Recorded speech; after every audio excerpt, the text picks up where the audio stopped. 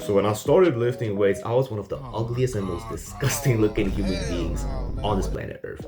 Just ignoring the fact that I used to have hair like Shaggy from Scooby-Doo, my chest was completely unsymmetrical, my arms looked like fucking monkey arms, and on top of all of that, I was unbelievably thin.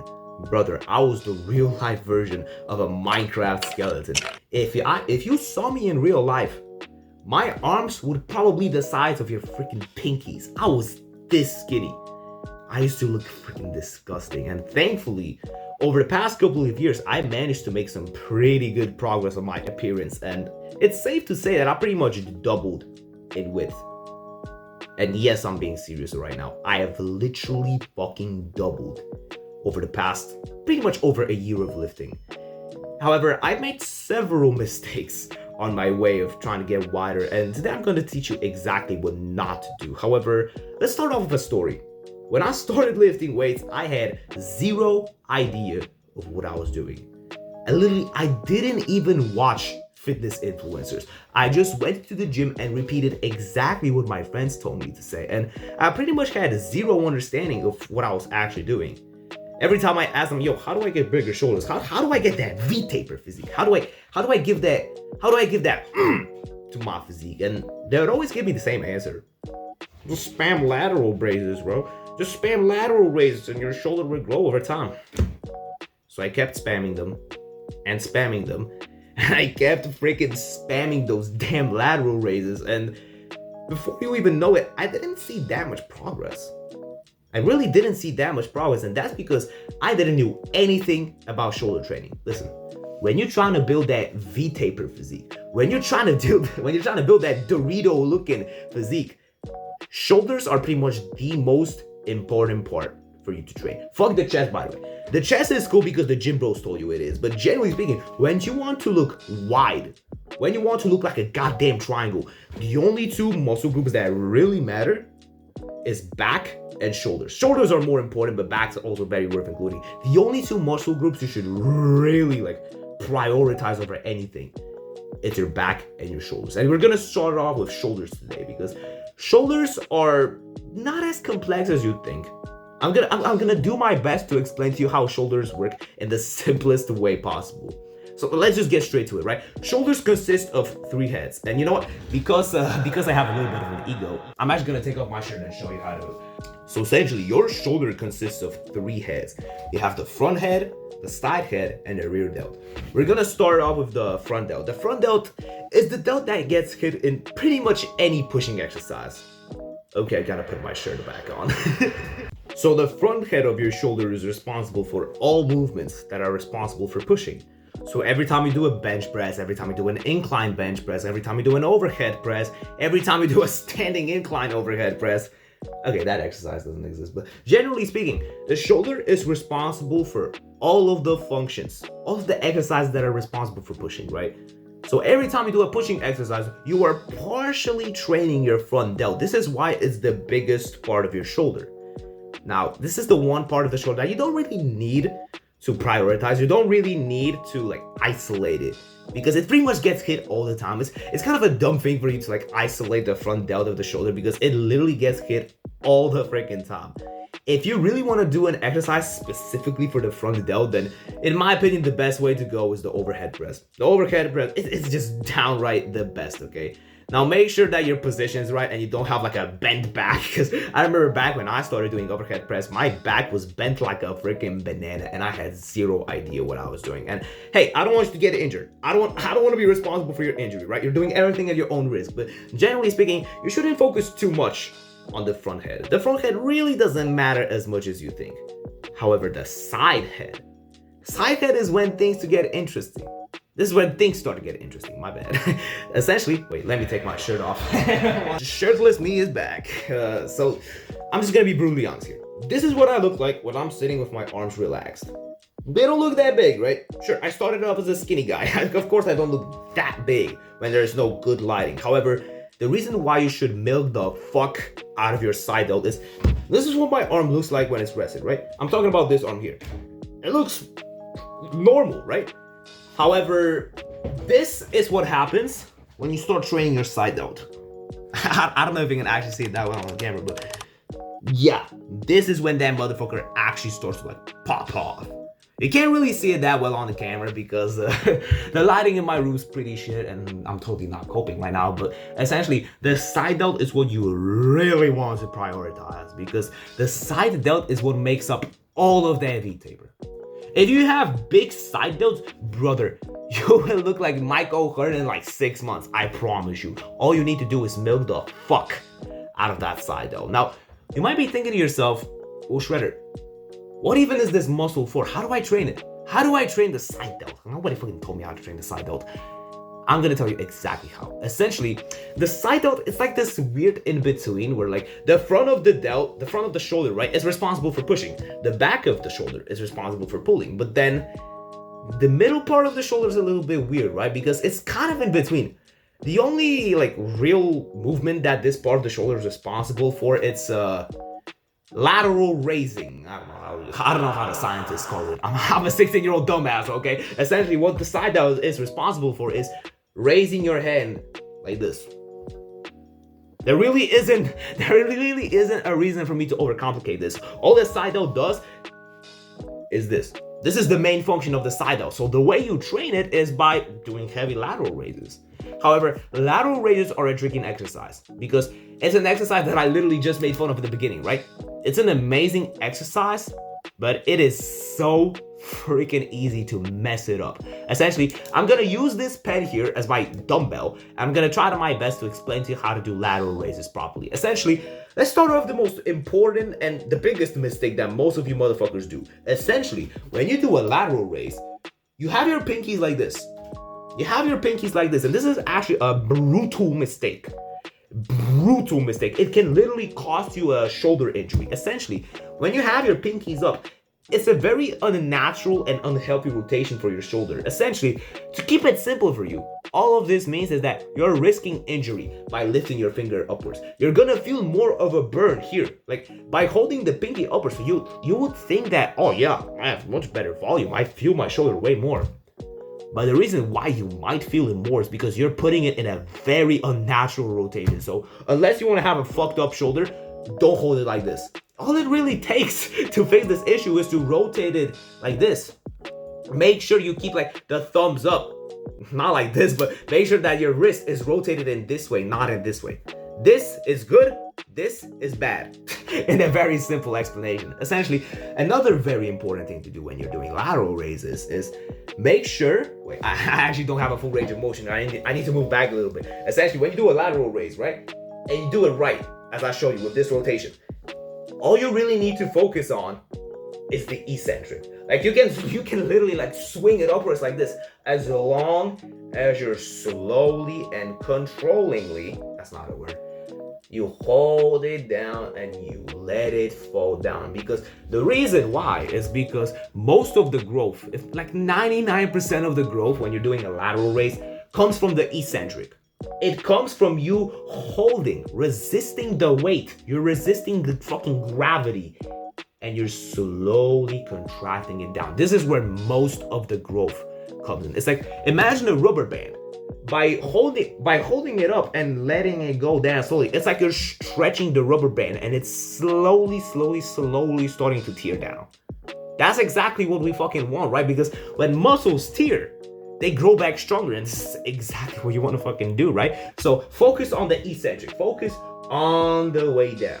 Now, another very important thing with lateral raises is you need to know the right angle. You need to know the angle you want to do, because with raises in general, the different type of raise you do, it's like it affects the different delts. So when you do a front raise, well, the front delt works, right? When you do a side raise, well, the side chest works. And it's same for like when you raise the back like this, and then like the rear delt works. But essentially, if you have a fucked up angle on your lateral raise, the front delt's gonna take over. What I see guys do all the time is they do their lateral raises like this.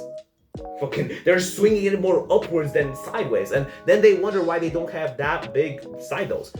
So you don't want to like swing it too forwards. I recommend you have like how do I show this? If this is me from the side, right? Damn, my arms look so skinny. Essentially, you can do it like fully 90 degrees, But it's okay if you have like a 30-degree angle. I'm doing estimates right now. This is a very rough estimate I'm doing with my eyes and my mind. However, yeah, you don't want to swing it too far. You want to have it on the side. So yeah, lateral raises aren't as bad as you thought. They actually work if you do them right. But there are a lot of these like small little minute things you need to take into account when you're doing lateral raises. Now moving on to most neglected delt one can probably ever have. Is the rear delt. The rear delt is the one delt none of these bodybuilders give a fuck about. And the reason why is it's the smallest delt. Like, nobody sees what you have over here, right? Like, I look skinny when I'm not flexing, but I'm trying to be genuine right now, okay? Like, I could sit like this and fucking, ooh, look at my big muscles, but then I'm trying to be genuine with you right now, okay? And essentially, the reason why nobody cares about the rear delt, it's small as fuck. It's small as fuck and it's very specific to train. However, the importance of the rear delt is actually way bigger than you think, because the rear delt is responsible for pulling, right? It's responsible for pulling shit. So when you neglect that and when you stop training your rear delt, they become weaker over time. And especially, you've probably seen this with the modern lifestyle that we live in, where 80% of the day we just sit in our comfortable little chairs, hunched forward, doing something on our little keyboard, and before you even know it, oopsie, before you even know it, your posture's already fucked up. Posture is the one thing that if you're able to fix, brother, you don't even need like the delt gains. Your posture, as long as your posture is right, your V-taper will automatically be more visible. It's like, compare, fuck, my chair. This video is so unscripted. Compare sitting like this to like this. Just compare this to this. You get the general idea. You get the point that I'm trying to make, right? I look 20 times wider when I'm not hunched forward. Posture is so fucking important. That's why you should not neglect the rear delt. You should put a lot of emphasis on it. It's like, you can forget about the front delt because it gets trained in literally every single pushing exercise. All you really need to think about, it's your side delt and your rear delt. These are the two delts that actually fucking matter when you're trying to build that V-taper. As I said, sure, the front delt matters, but then yeah, it gets trained in literally any other exercise. So you get the idea, right? What you should really put a lot of focus on is the side delt to actually make you look bigger on the sides, and the rear delts to make sure that your posture is actually right, so that you actually look wider. Trust me when I tell you, if you're watching this video right now and you're sitting in like your comfortable little couch, or you're laying down on a sofa, get up and literally fix your posture in front of the mirror. Walk up. This is an actionable step right now. Walk up into the mirror, the nearest mirror in your house, and just compare your normal, like everyday posture to like this perfect hunched back posture. And imagine if you could look like this every day. Imagine if you could look like this every day, brother. Your V-taper would immediately become bigger. I'm not telling you to walk around like a fake Sigma. No, that's not the point. But when you train rear delts and you also train your back, which we'll get to in a second, I promise you, you don't even need that much side delt work for your V-taper to become more pronounced. As long as your posture is right, you will look more confident. You will look more masculine and mature. But we still want the side delt gains, right? So make sure you put a lot of emphasis on that. Matter of fact, I think that the side delt is more important than the rear delt. I put a lot of emphasis on the rear delt because that's the delt that most motherfuckers ignore. They neglect it completely, right? So I want you to put a lot of emphasis on both. But if you want to know it just as a fun fact, then yeah, the side delt is still more important. But moving on to the second muscle group that I wanted to talk about today is your back. It's your back. Wait, I'm actually going to show you mine. If you want to have a V-taper like mine, then fuck. Better listen up, kids. Alright, I'm back with my clothes on because it's far more comfortable like this. However, essentially, growing your back, it's a little bit complicated because you have all of these like different muscle groups in the back. It's a pretty goddamn big muscle group. However, because I'm trying to keep fitness as simple to you as possible, you only really need to care about your lats, your traps, and your lower back. And for you to grow these three muscle groups, you're gonna master these three exercises. The exercise I'm going to give you are pull-ups, rows, and the deadlift. These are essential for you to grow your back, and it's really all you need. You don't need to overcomplicate things. Now, if you are on a push-pull leg split and you have extra time to actually isolate all of these muscles, then sure. I don't. I'm on a full body split and I only train twice a week because I also have boxing and basketball to manage. Sorry, I'm not a downright bodybuilder. I'm a sports guy. I'm an athlete. So the weightlifting for me is like a cherry on top. However, if you have the time to actually isolate all of these different back muscles, then sure, go do that. You will see amazing growth. However, if you're like me and fitness is not the priority in your life, or sorry, weightlifting isn't the priority in your life, then you only really need to master pulling, rowing, and deadlifting. Those three things will do the job for you. Now, I'm gonna list you the exercises that I want you to do to maximize that back growth, to give you that to your physique. So we're gonna start with pulling, right? With pulling movements, you only really need pull-ups in my opinion. You can do the lat pull down if you really struggle with pull-ups, but essentially I want you to work your way up with pull-ups as fast as possible. If you can't even do one pull-up, do it with a rubber band. Motherfuckers all the time, when I tell them to do pull-ups with a rubber band, they're like, nah bro, it's a little bit embarrassing. I don't want to be the only guy to pull up with a rubber band. But if your opinion's similar to this, I promise you, just shut the fuck up and you will thank me later, because pull-ups are the greatest exercise, I don't know why I started there, to grow your back ever. Undoubtedly, you cannot disagree with me. Pull-ups are the best exercise to train your back, and I want you to progress on them as fast as humanly possible. Because it's really not that hard, right? As soon as you're able to do 6 pull-ups normally, add 5 kilograms to it. And then add 10 and then 15. And it'll be easier than you think. Oh, sorry, it will be simple, but it won't be easy. It'll take you a lot of time to actually progress there, but I promise you it's really worth it, because the back is such like a complex muscle to like get around with, and pull-ups do most of the work. They train most of the back muscles, so it's really worth it that you actually do pull-ups, not lat pull downs. Lat pull downs work, but they're not as functionally optimal as pull-ups, because of pull-ups you're training with your own body weight, so it's different than just pulling on a machine, right? So in this scenario, I want you to choose pull-ups over pull downs. However, the next exercise, you want to do rows. And for rows, I also prefer you do a barbell over a machine. It's just for that extra stability boost. Now I know you find stability as a limiting factor. It's not. It's actually something that carries on to real life activities, because when you're in a real life situation, when are you gonna pull something while sitting down on a comfortable little machine wearing these nice little straps on, and alongside that you also have your buddy next to you telling you like, oh, one more rep. These things are cool, these things are amazing, but they're very task specific, right? These type of exercises, they don't carry on as well to real life activities.